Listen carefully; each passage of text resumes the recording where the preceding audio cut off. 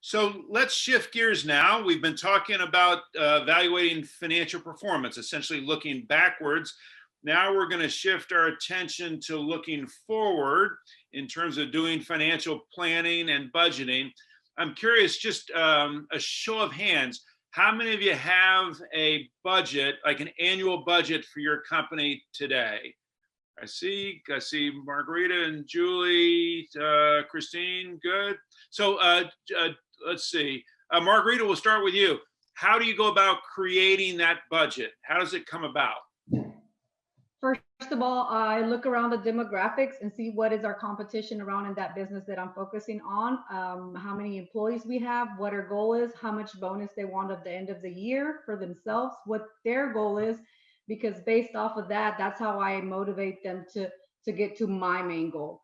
So I double what their goal is up to my goal is, and that's how I multiply it, and that's how I come out to the end of the year.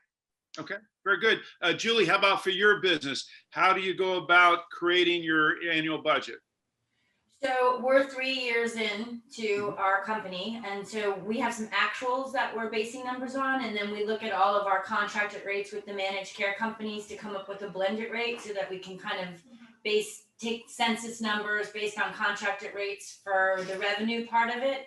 And then we use our actuals on the expenses and then forecast out what we expect. And we're lucky that we have some good numbers to use. So we've been pretty good. We've been pretty close to budget each month.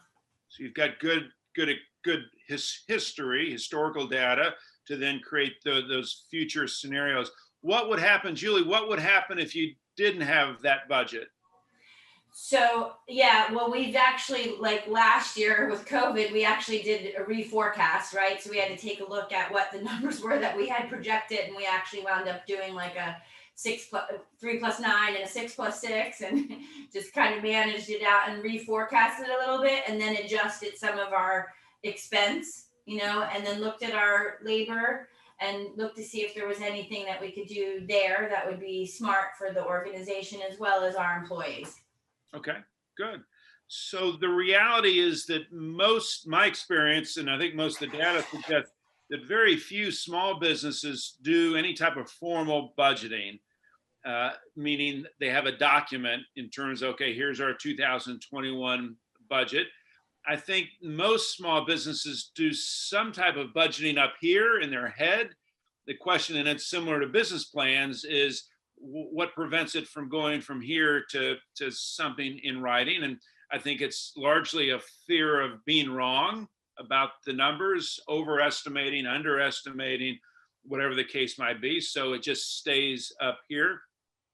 So I want to make, I hope, a compelling case for doing budgeting.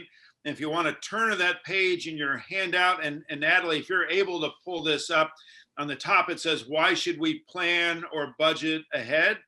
And I just want to walk you through an example of two different companies. You see on the left-hand side, we have the planning company, and on the right-hand side, we have the non-planning company. And just assume that these two companies are very similar. They sell the same stuff. They're in the same market. They're very similar companies.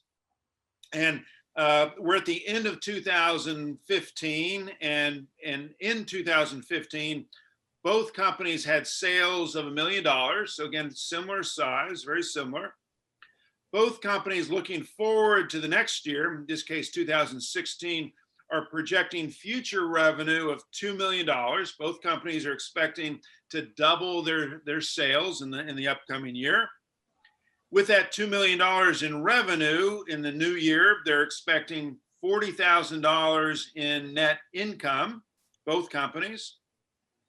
At the end of 2000, let's see, on this one, it says the end of 2013, both companies had on their balance sheet $50,000 in total assets.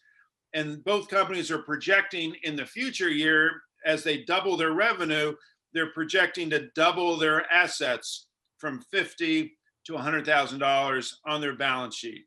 So the increase in total assets for both companies in the oncoming year will be $50,000. So again, up to this point, both companies exactly the same. But now it changes. So now as we begin this new year, the planning company, thinking about this doubling of revenue and doubling their assets, they decide to go to the bank and borrow money. They decide to go borrow $50,000. That's the planning company on the left-hand side. The non-planning company decides we don't need a bank line. We'll be okay. So they don't borrow any money. Let's just assume that the interest rate, this is an interest-only loan. So the interest rate on this loan is going to be 10%. So the planning company will incur a $5,000 interest expense in the new year. The non-planning company, no loans, so no interest. So they'll zero interest in the new year. And so the big question is, at the end of this next year, how much net cash will each company have?